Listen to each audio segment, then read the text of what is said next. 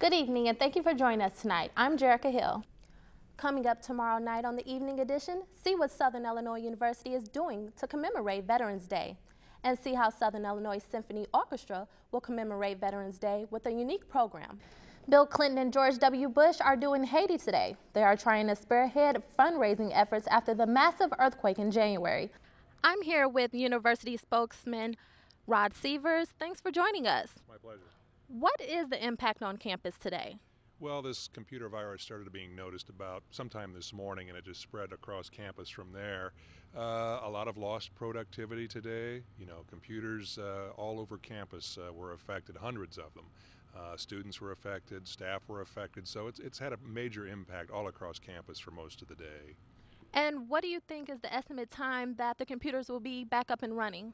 Well, the folks over in the IT department have come up with a fix, and they are going around to a lot of the computers now, making those repairs. They fixed mine just before I came over here, so I was very glad of that. And they'll get to everybody eventually, so it'll just take some time, but they will get them fixed. Okay, students in university housing are required to put this on their PC computer. How is the university going to help those students that were damaged by this? Sure, it's not just students who are required to have this antivirus program. Students and staff, everyone on campus has that program on their computer. So there's a lot of people to fix, and I'm sure plans will be announced shortly as far as getting everyone's computer fixed, but they'll get it done. It just may take a little time, so we ask people to be patient. Okay. Thanks, Rod. Live on campus, Jerrica Hill, Evening Edition. Back to you, Dana and Jansen. Meanwhile, Belleville Police and a student who qualifies receives around $2,000 every semester. But now the money for the spring semester is not a sure thing. For the first time in a long time, SIUC students were voicing concerns about financial aid.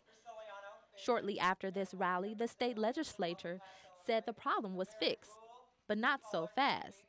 Now, the SIUC administration says the money will come late next spring.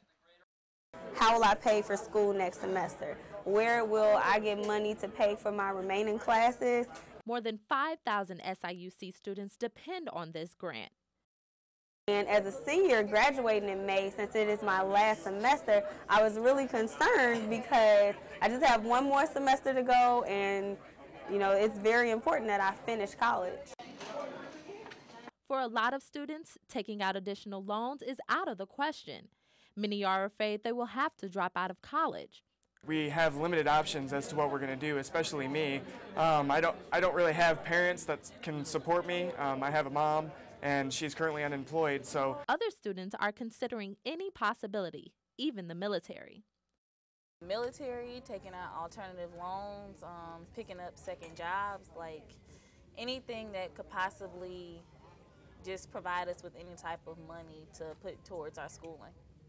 Governor Pat Quinn told students and faculty that he's confident the money will come.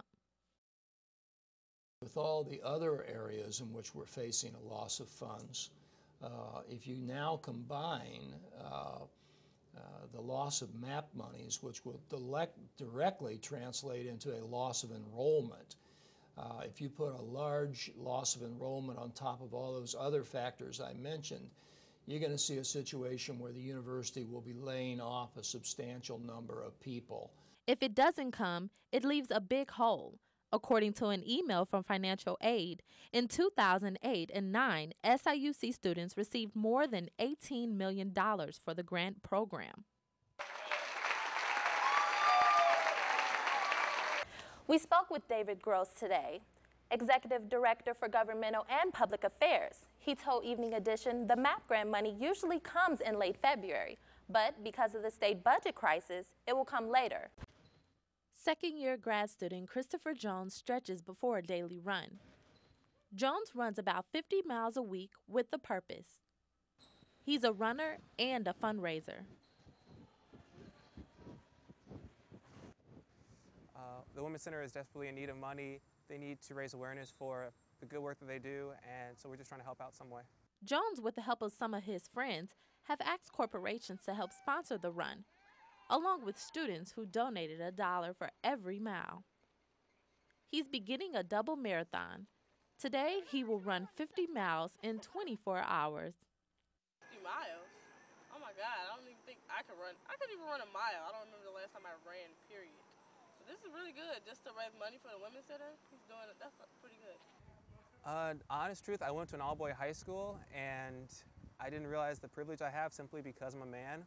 Male privilege is a real thing, and I don't know, there's just been great women in my life, and I just feel like domestic violence is a man's issue, it's a people's issue, we should deal with it. The Women's Center says men need to speak out and is pleased at what Jones is doing. When males speak out on issues, there tends to be more of a take notice kind of approach. And so when males speak out on the issues of domestic violence, there seems to be a higher level of receptiveness to the message that's being delivered. Christopher Jones will be graduating soon, but he hopes the Women's Center and SIUC students will continue running for the cause. I graduate in May, so I probably won't come back to SIU, beautiful SIU, but I did this in undergrad every year. I'm hoping to have a PhD, so I'll do it when I get my next school, my next assignment. And I would love to see like a marathon or a 5K run supporting the Women's Center that would go on. That would be an accomplishment. Well, thank you for joining us tonight. I'm Danielle Mason. And I'm Jerrica Hill. For Lou Euler, David Aid, and everyone here at the Evening Edition, have a great night.